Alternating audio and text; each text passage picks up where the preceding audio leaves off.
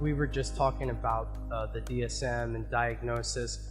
The DSM really, bottom line, if you don't have a diagnosis and a diagnosis code, your insurance is not paying for it. So that's the, that's why it's a necessary evil. Because I don't, again, psychology is catching up medically. And there's so many new studies, and the field is changing so much every day because it really is becoming more medical. But when you look at therapy and the value of it, and the value of elements of psychology that you're not going to get from a laboratory test. There is so much value there, and there's so much healing there, but a healthy person is a self-aware person. And the way to know if somebody is in touch with themselves and that they are healthy, which means that they can also perceive you correctly, because when someone's unhealthy mentally, psychologically, they're viewing you through a lens. It's their unhealthy lens. So their self-awareness is often way off. You know? And you can get at that a number of ways. One, you want me to have them do a quick projective test? Yeah. It's a fun little test. Billy Luter was a professor at Palm Beach Atlantic University, a wonderful man. He died a couple of years ago. Was a very good friend. But one of the things he used to do as a projective test is he used to say, I'll just give it to you. You can write down some of your answers. But he used to say, you are walking along, and you come up and you find a key. Describe the key and what you do with it. Now, if you're doing this and you're doing a podcast or whatever, you might stop it there and write it down, because we're going to go on here, but you might want to take enough time to write that down. The second thing is, he said, you come up to a wall. Describe the wall and what you do. And again, if you want to, you can pause it at this point. The third thing he said is you come up and you find a vase, or some people say vase, vase. Again, you describe the vase and what you do. The next thing is you find a body of water, and you describe the water and what you do. Again, you can pause after that when you write your response. Next, you come up and you find a bear. And you describe the bear and what you do. Next, you come up to a house and you describe the house and what you do. And the last thing is you come up to a road and you describe the road and what you do. Now, these are projectives. They don't have high reliability, high validity, but they can give you some insight. For instance, he said that when you did the first test, the key, that was supposed to represent knowledge. Okay. So did you pick it up, or did you throw it into the woods? Right. Did you give it to somebody? Did you look to give it to somebody? Did you look for something to open with it? Yeah. Tell us a little bit about how you think about the world and the world works. Obviously, you have to project onto it a little bit, but it does give you some idea of something that's new and what you do with it, right? That's second, yeah, I mean, I've had people do everything from put it in their pocket to some people just like look at it and leave it. Yeah, I can see, I automatically thought of certain personality types, just not even thinking about it, walking by, that they're more important, there's more important things going on. I see that all the time with people who drop change. Like, even when I've had, enough money that I'm doing okay, if I drop a few quarters, I pick it up. I see some people, they drop, maybe $1 of change, and they just walk away. And judging from how, again, judging from how they look and the car they got into, they probably needed the dollar, but if Well, they weren't making an effort. But it is surprising how many people are in school and don't want knowledge necessarily. Knowledge, and by the way, knowledge can come from a lot of places. I teach in academic settings, so knowledge is sort of what we go after. But boy, don't be surprised. There's some smart people. Man, there's some smart plumbers. There's some smart, in all walks of life. So I will tell you, it's very interesting. You think that they're in a particular area, but they're really found in a lot of areas. So the second thing is... Yeah, what was the house, the bear? Well, the road? second thing is the wall. Okay. And the wall has to do with how you handle obstacles. Okay. So did you try to climb over it? Did you run your head into it and sit and cry?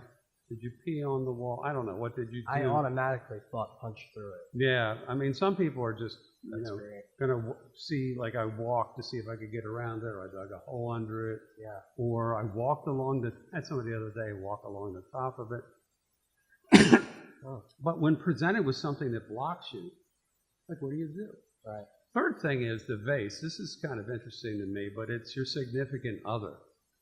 So if you have a rotten, old, cracked vase, I am sorry for you, because your view of your significant other maybe not that good. I mean, like, a lot of people have something that they cherish, that they keep somewhere. It's just kind of interesting.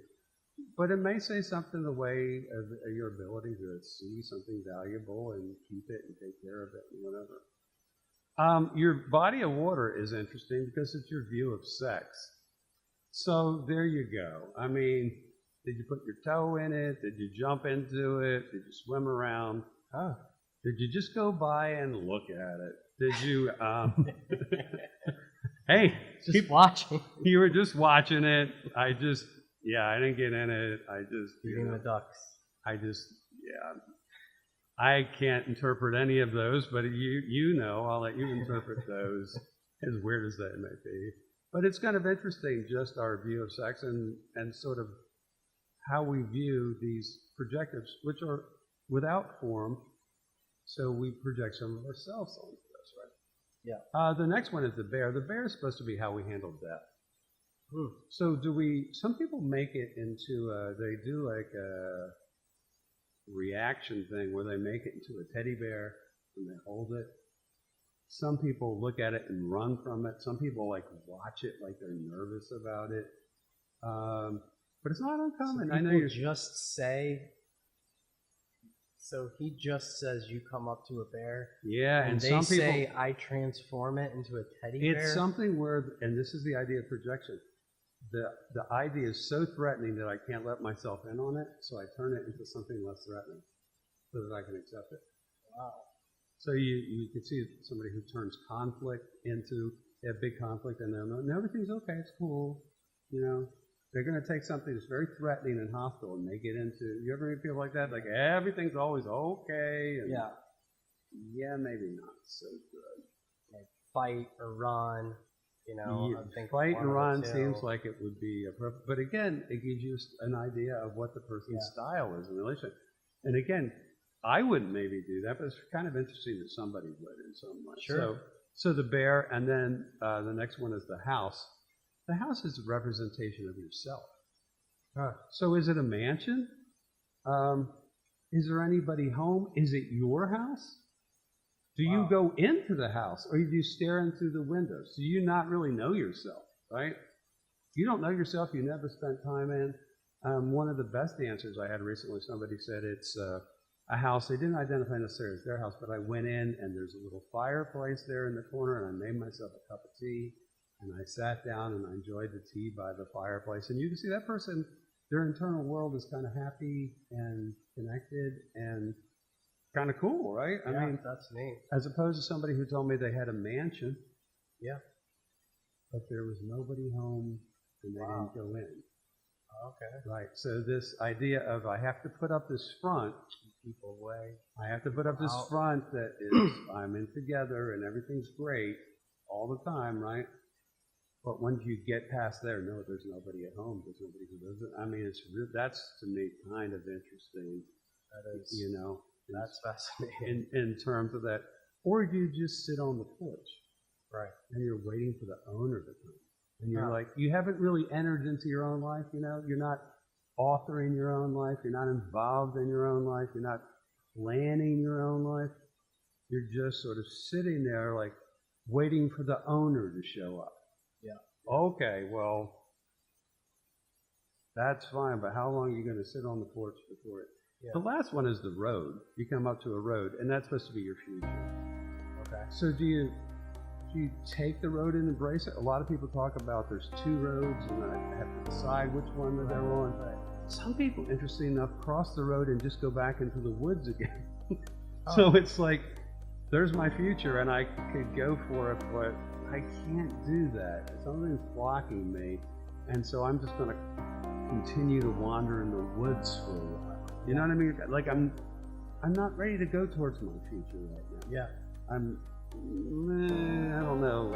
That's interesting. I see so many people, their life decisions, like you just go through life, you never really stop to think about why you're doing something. And even people in the field, you know, even when I was telling people, you know, like what they were observing, you know, and telling people what I thought that they were perceiving either correctly or incorrectly. Sometimes I would not think to look introspectively at, you know, where I'm at in my life and what my goals were, and, you know, how many of you have thought about that? You know, not just like, hey, you know, today these are my basic needs, I'm getting through the day. Like, what are you trying to do in life?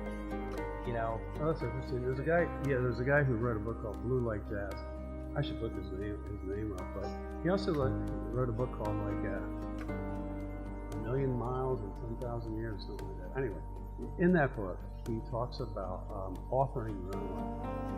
I love that. And how they were going to make a movie about him, and then as they were going to make the movie, he said to himself, you know, like, wow,